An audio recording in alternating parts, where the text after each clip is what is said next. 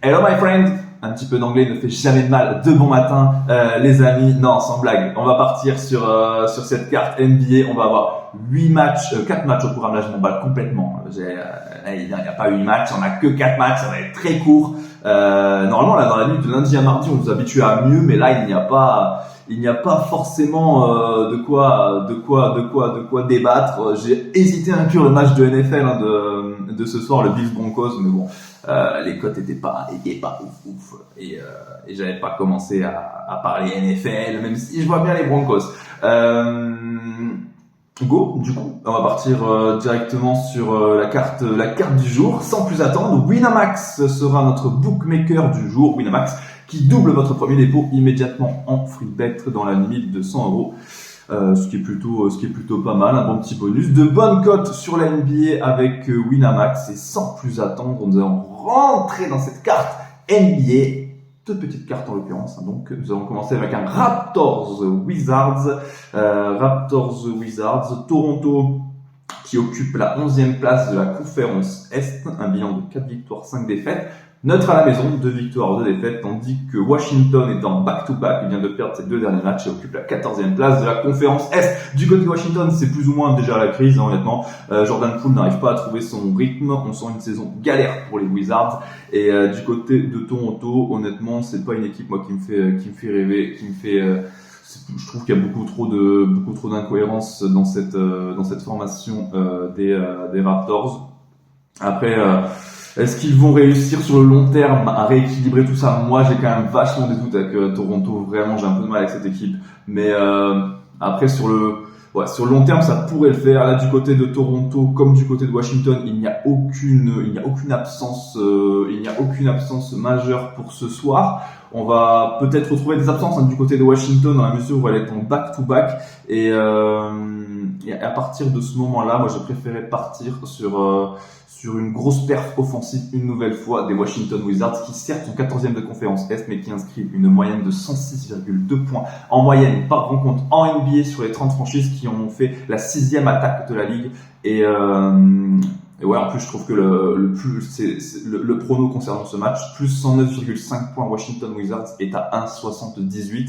Ouais, ils ont les armes pour scorer, on sait très bien Washington, ça réfléchit pas défensivement, ils vont tout donner pour l'offensive, et le plus de 109,5 points Washington Wizards à 1,78 me paraît plus que cohérent. Celtics Knicks, le prochain de cette carte, peut-être le plus beau finalement dans l'absolu, j'ai envie de vous dire, ce Boston New York.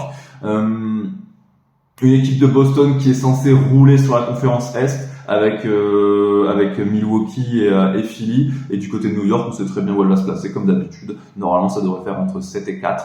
Et bon là en l'occurrence pour ce match en déplacement, je pense que très honnêtement moi j'ai regardé les cotes ce matin et je pense que le New York Knicks plus 9 me semble quand même bien cohérent. 1,72 c'est quand même pas mal du tout, 1,72. Alors oui, Boston reste sur 2 succès à la maison colossaux, 121-107 contre les Nets, 117-94 contre les Raptors, mais il y a la place, je pense, pour New York de rivaliser avec Boston. New York qui n'a pas le même niveau que Brooklyn et Toronto, qui n'a pas non plus les mêmes ambitions cette année, logiquement. Donc moi, je les vois bien faire quelque chose dans le TD Garden. Et en l'occurrence, pour cette rencontre, il n'y a aucune blessure majeure des deux côtés. Donc pour ma part, sur celui-ci, ce sera New York plus 9. Le troisième match de cette soirée, Milwaukee contre Chicago. Où il y en a des choses à dire. Il y en a des choses à dire sur Milwaukee. C'est une catastrophe ce début de saison, honnêtement. Milwaukee qui se retrouve à la 8e place de la conférence Est avec 5 victoires, 4 défaites. Vous me direz, c'est le début de saison, c'est pas bien grave. Ouais, mais là, en l'occurrence, ils ont quand même recruté Damian Lillard. Ils ont viré Joe Holiday pour apporter plus de consistance au projet. Et finalement, pour le moment, Milwaukee, il n'y arrive pas. Alors, on va quand même pas leur jeter la pierre dans la mesure où il y a beaucoup ils ont été pas mal amputés par la blessure de Lillard en début de saison, qui lui est de retour. Middleton était aussi absent en début de saison. Là, je pense que j'ai pas regardé précisément, mais il me semble que ça doit être le 2e ou 3e match où tous les mecs vont jouer ensemble. Donc là, ils sont de retour pour jouer ensemble. Chicago est certes en back-to-back, mais moi, dans la mesure où Milwaukee me fait peur, me fait vraiment flipper, je préfère, même si très honnêtement, à Chicago, j'ai aucune confiance en cette équipe. Le Bulls plus 7 à 1,85 me paraît plus que cohérent. Alors je vais vous dire pourquoi, très simplement. Je l'ai sous les yeux, le tableau des résultats des Bucks de Milwaukee cette année. À aucun moment cette année, à part contre Miami où ils ont gagné de 8 points ou plus, sinon ça s'est toujours joué à un cheveu, quoi. Contre les Knicks, ils gagnent 110-105. Ils vont gagner chez les Nets 125-129. Ils tapent les Pistons chez eux, leur dernier match à la maison. Ils gagnent 120-118 dans la douleur la plus totale. Des Pistons qui sont tombés chez les Bulls hier soir, 119-111. Et pour finir, Milwaukee, toujours plus inquiétante, vient de tomber le week-end dernier contre les Pacers, 126-124 vendredi. Et samedi, en back-to-back, ils ont perdu contre le Magic d'Orlando, 112-87, 15 points d'écart contre un Magic d'Orlando qui n'allait pas très bien en plus. Honnêtement, c'est assez flippant. C'est assez flippant les résultats de Milwaukee ces derniers temps. Raison pour laquelle je préfère partir quand même sur quelque chose de plus cohérent et tenter ce pronostic concernant une belle résistance que pourrait opposer Chicago dans la Fiserv Forum de Milwaukee. Dernière affiche de cette soirée NBA, Sacramento-Cleveland qui pourrait être marqué par le retour de D-Fox ce soir. On le sait, D-Fox c'est la pierre angulaire de cette formation de Sacramento. Il n'est pas là, ça se voit. Sacramento occupe la 7e place de la conférence Ouest avec un bilan de 4 victoires, 4 défaites. Ça aurait pu être pire pour des Kings qui eux vont vraiment beaucoup mieux. Ils ont tapé les Blazers à la maison 121-118 et surtout ils sont allés gagner le Thunder à la maison 105-98 qui est une victoire pour moi référence. Le Thunder encore hier soir ils ont tapé les Suns. Pour vous dire, le Thunder, voilà, c'est quand même une franchise hyper cohérente, 5e de conférence Ouest, et ils les ont gagnés avec la manière à la maison 105-98.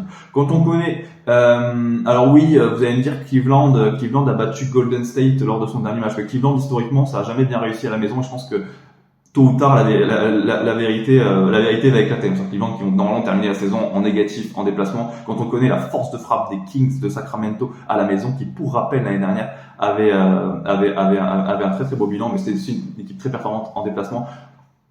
Je vois bien quand même une réaction des Kings qui eux ont besoin de ce succès. Bon, comme Cleveland, j'ai envie de dire, ils sont 2e de conférence Est et les Kings ils sont 7e. Mais quand on voit l'avance que prend Denver, Dallas et Minnesota à l'Ouest, et j'ai même envie de dire Houston dans l'eau, Houston qui est 4e, ça faudra en revenir plus longuement, qui arrive sur 6 victoires de rang, c'est incroyable. Sacramento à la maison doit faire le boulot et ils ont un bilan de 3 victoires, 1 défaite à la maison. Moi je pense que même sans Fox, alors il est douteux les amis, normalement ils jouent pas les mecs. Douteux 80% du temps ça joue pas, mais sait-on jamais, peut-être avec le retour du Fox et même sans le retour de D-Fox, vu ce qu'ils ont montré lors de leur récente victoire contre le Thunder d'OKC, moi je partirais sur un succès des Kings de Sacramento à la maison. Voilà, j'en ai terminé. Les 4 matchs ont été traités, 4 pronostics que vous retrouvez dans le tableau, bien entendu. Le temps pour moi de vous rappeler que les jeux d'argent sont interdits aux mineurs et je vous souhaite une excellente journée et nous nous retrouvons mercredi. Ciao ciao.